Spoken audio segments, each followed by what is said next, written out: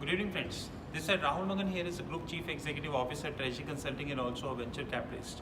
Starting at Marina Bay, we're going to shoot a very important video about exactly what all the opportunities which the chartered accountants hold in India when it comes to the banking sector of Singapore and Hong Kong. I know that after shooting this video, there would be many chartered accountants in India who would be my enemy, and my enemy list, which is already very long, would add few more people, but it doesn't matter. We first need to appreciate one thing, that the course structure which has been provided by Institute of Chartered Accountant of India will make you nowhere, because the banking sector requirement of India and Singapore is completely different. The kind of architecture we need in the banking sector of India and Singapore is seriously not being taught in India. And I again repeat that many chartered accountants will seriously don't like that, but that doesn't matter. But nonetheless, I will list down the 10 or 12 important points, as it would be a very short video, that what according to me would be the factors that Indian chartered accountants should learn if they really wish to be in Singapore and Hong Kong, as they are pretty competitive market worldwide. Number one, from order of importance, you should have very well versed with the technology.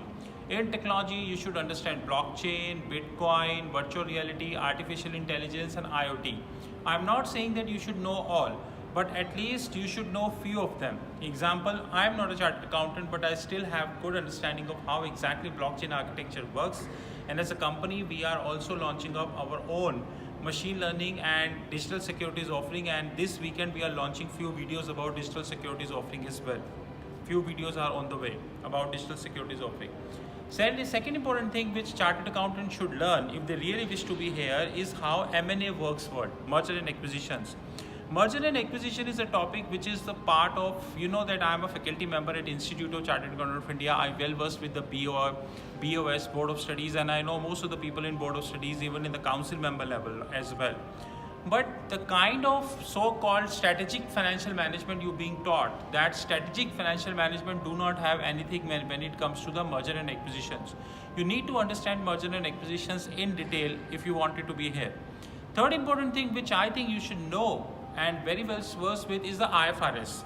And in IFRS, I'm not saying you should know all, rather you should know four. One is IFRS 7, IFRS 9, IFRS 13, and IFRS 3. You would know that there is still 2 or 3 days ago, there is again a dispute in IFRS 9, and that dispute is between ISB and FASB. And good fact is that Singapore is playing a very active role. Not Singapore, Hong Kong is also playing a very active role, because the issue is again, the common ground is again IFRS 9. But soon we will make a video on that. To cut the long discussion short, the holistic understanding of IFRS 9 is pretty much required. Fourth important thing, you should know the earn-out accounting.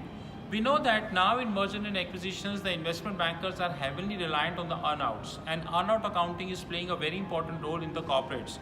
We know that these big fours, so-called big fours, EY, KPMG, Deloitte, and PwC, they messed it up, and now they are not in a situation to take earn-out accounting further. Indian chartered accountant need to come forward and learn the earn-out accounting.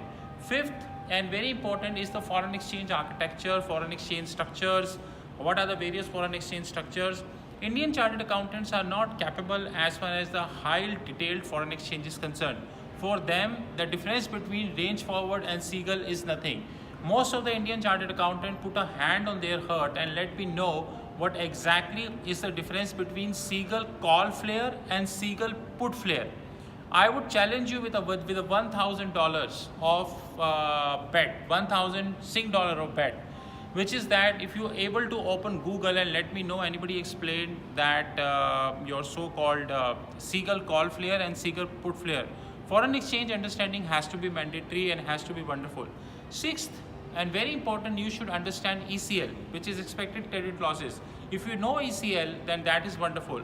2020, which is approximately 6 months from here, 6 to 7 months from here, this will create another ambiguity even for Singaporean banks, which is CECL.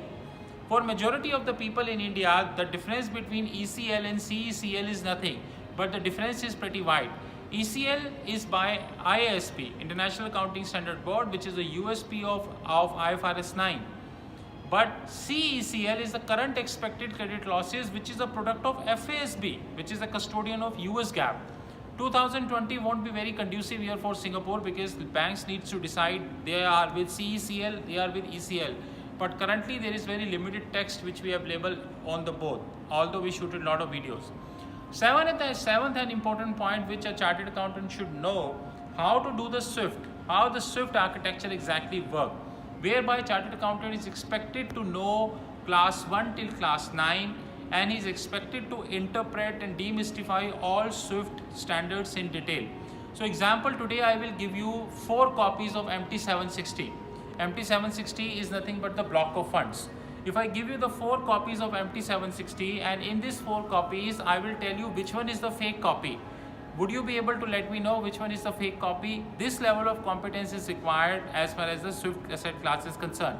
Last but not the least, very important thing for a chartered accountant, which I think most of the chartered accountant miss in India because I regularly interact with them too on an often basis, is communication skill.